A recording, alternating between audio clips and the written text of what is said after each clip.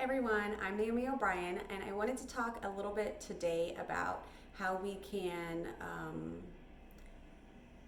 modify assignments that may be insensitive to people from different races. And I'm specifically talking about assignments that have to do with tracing your family's origins or following your family's immigration story. I've had a few people reach out to me about this. I have my own feelings about it, and then I specifically had somebody reach out this week that made me say, like, okay, I need to put this video out there because there's other people that feel the same way and they're frustrated and they don't know what to do. There's people that are assigning these assignments and then they are upset that parents are pushing back on them or upset with them, and then there are parents that are getting those assignments coming home and they're upset that the teacher is so insensitive and didn't think things through all of the way. So these assignments that would ask students to go home and find out which country their family immigrated from and when they immigrated and what life was like once they got to this country and how things were for them, they fail to recognize the fact that this country, for some people, has a history of enslavement and very terrible treatment.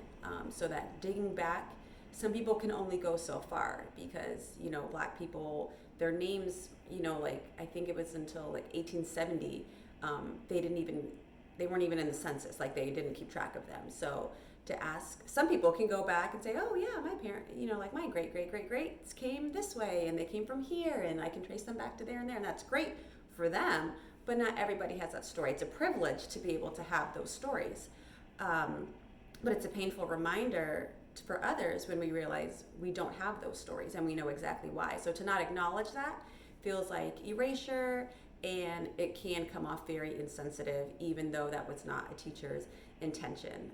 I know that there's other reasons, if a student is adopted or has a problematic family for another reason, and they don't want to or can't trace back their family roots, but specifically for this video, I'm talking about through a racial lens.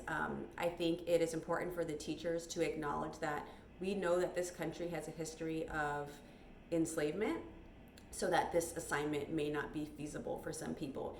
Here's what you can do instead, or just make sure you take the time to really look at all of your questions and think about, can all of your students comfortably answer these questions? How can you modify any of the questions for your students to make the assignment more inclusive? I also, this is kind of connected, I think about field trips where students go to these old farms and they see blacksmiths and learn how to churn butter, and you're telling them to imagine what life would be like if you were, around back then. And I also think it's just so silly, and again, another type of erasure when you aren't honest with all of your students about what the children of color would have been doing back then, what their parents would have been doing back then, to just pretend that everyone would have been equally enjoying their time on this farm or on this plantation or wherever you are.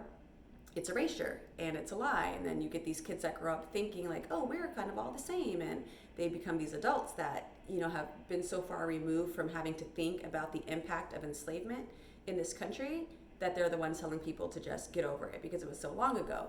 When we have these assignments and these trips and these conversations that don't connect back to this country's origins in an authentic way, we get adults that are ignorant to the fact that these things are connected. The past informs the present, and things are still trickling down to this very day. So just, putting this video out there to remind people to be mindful of the questions that you're asking students, the assignments that you're making, whose history you could be erasing. Always be asking yourself, whose voice is being heard in this assignment, whose voice is not being heard in this assignment, how can I amplify others, how can I make sure I'm being as accurate and as sensitive as possible.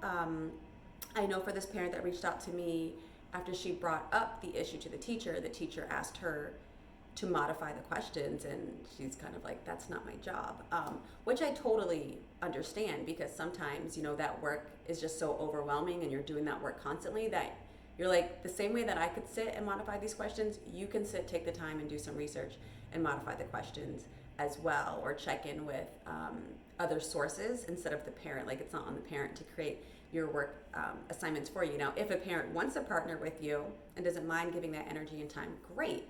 But it's not necessarily their job to make your assignments more sensitive, if that makes sense. So I'm curious to hear your thoughts on this. What do you think about family origin or immigrant stories or field trips like that? How do you handle those things, or how will you change handling them moving forward? Let me know.